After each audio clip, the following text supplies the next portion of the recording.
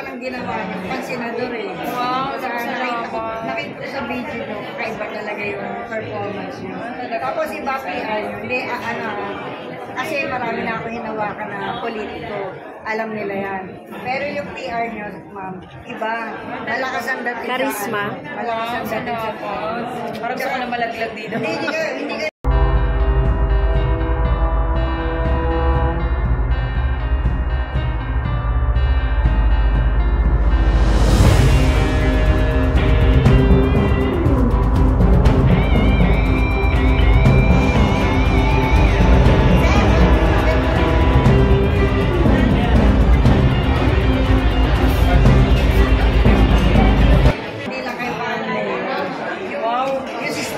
ginawa niya, pang senador eh. Wow, nakita ko sa video ko, kakaiba talaga yung performance niya. Tapos iba PR, hindi, kasi marami na ako hinawakan na politiko. Alam nila yan. Pero yung PR niyo, ma'am, iba. Malakas ang dating. Charisma. Malakas ang dating sa Parang gusto ko na malaglag dito. Hindi kayo mahirap i-approach. Opo, talaga. Pero ma'am, masyado kayo nakapokus sa mga senior citizen. Diba? Masyado po sila nasa senior citizen. Meron po ba kayong ibang plano para sa mga ibang sektor ng pamamahala? Yes, actually, siguro ang akala po ng lahat na senior citizen lang po ang ating tinutulungan. Pero sa kabila po nito, maraming po tayong tinutulungan ng mga kabataan, yung mga single parents, yung mga livelihood program po sa bawat barangay. Tulungan, paano natin tutulungan yung mga maliliit na kababayan natin na wala nang hanap buhay. Ilan lang po yan sa mga gusto nating tutukan. Nagkataon lamang dahil tayo ay may mga magulang, tayo ay isang magulang na rin, at mahalaga para sa atin ang senior citizen na magabayan pa rin natin dahil syempre, pag tayo nagkaedad, nagkaroon ng nararamdaman, minsan parang pakiramdam natin walang aakay sa atin. So inuna ko po ang mga senior para naman ang mga magulang natin o yung mga lolo at lola natin, mabuhayan sila ng loob at magkaroon ng pag-asa. At sunod-sunod na ang pamilya magtutulungan po natin pag naumpisahan natin sa ating mga magulang. Bakit po yung online registration? Yun po ang una yung naging programa. Actually, yung online registration, dahil nakitaan ako ng magandang katangian ng National Commission of Senior Citizen dahil nga sa walang sawang pagtulong at pagbabako sa ating mga senior citizen, mga kabataan sa lahat ng mga barangay. So, nung nag-ask sila ng tulong sa akin, nakita ko ang kagandahan at magandang maitutulong ng programa. Kaya hindi nagdalawang salita at hindi rin ako nagdalawang isip.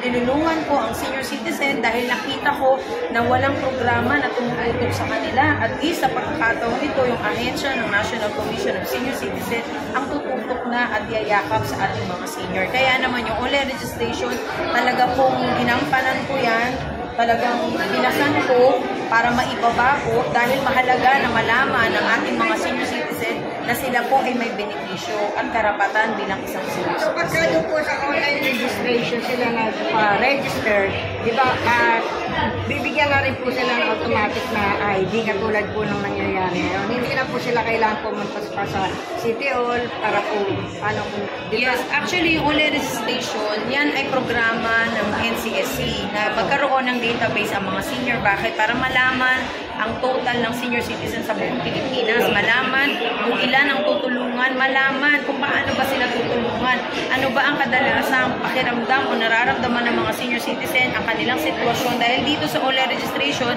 malalaman po natin ang estado ng mga senior citizen pagdating sa kanilang kalusugan, estado ng kanilang pamumuhay, at ano ba ang pwede pang mai-contribute sa atin at maitulong ng mga senior citizen. Sa tingin ko, ito rin yung magiging daan dahil tayo may mga magulang pa. Alam nyo naman na ang magulang ang gumagabay sa mga anak.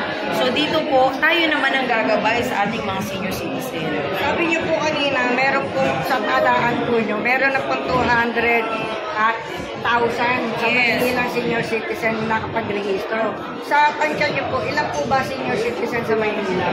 Sa kabuuan ng Maynila, 200,000 plus. At syempre, nadadagdagan pa siya araw-araw kasi may nag-birthday. Yes, nakapag-rehistro na po ang kabuuan ng Maynila. Kung meron pang mga sumasali, yun yung mga nakaka-birthday lang. o yung kaka-senior lang. So, nadadagdagan siya. Kaya naman, kung meron pang mga senior na hindi pa namin narehistro, bumabalik kami at bumabalik sa barangay. Alam mo ma'am yung ginagawa mo kasi di ba, lumalakad ka sa ibang mga lugar, Yes, tama. probinsya. Hindi ba po preparasyon yun, hindi lang pang mayor, pang senador? Actually, wala pong kinalaman ng politika sa akin ginagawa. Ang totoo po, ito po ay isang paraan ng isang Pilipino na makatulong sa kapwa niya Pilipino. Na hindi naman natin kailangan limitahan yung ating pagbaba at pagtulong sa iisang lugar lamang. Kailangan talaga sa pagtulong sa ating mga kababayan, kailangan abutin natin lahat hanggang kaya po natin.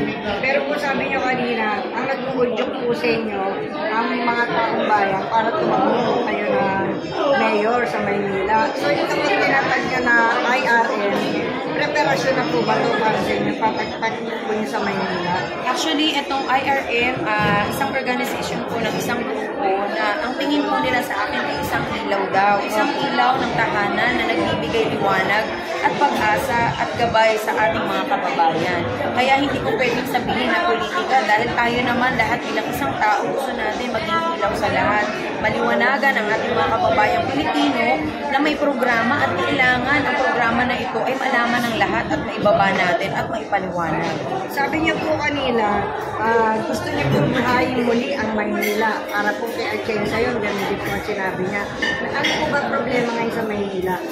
Malungkot po ba Maynila? Actually, to be honest, hindi lang naman ang Maynila ang nakakaranas ng kahirapan sa ngayon. Buong Pilipinas, lalo na tayo buong Pilipino nakakaranas.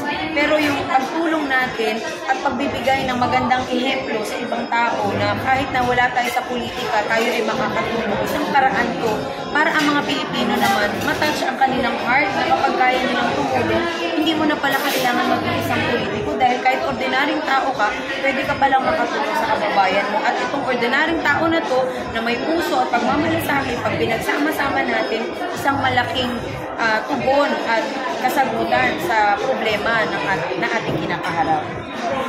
Last na po ma'am. Sa ngayon po, kunwari, at kung siseryosohin niyo tumakbo, mayor ng Maynila, ano po masasabi niyo na magiging edge niyo doon sa ibang mga kalaban niyo? Wala akong iniisip na kalaban eh. Ang lagi ko lang nasa isip, ano ba yung pwede nating maidagdag na tulong? Ano ba yung pwede natin magawa para makatulong? Unang-una, kailangan galing po sa puso natin. Hindi lamang sa kaisipan na tama, kundi yung tamang puso at pagmamahal at pagmamalasakit. Diyan po papasok ang programa na gusto kong ibaba sa Maynila. Thank you ma'am. Maraming salamat.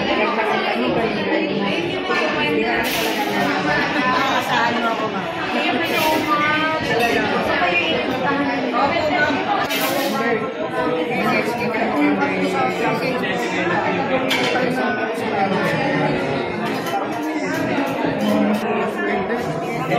Pinapupunta rin yata ni ano eh. Hindi naman bakit hindi naman.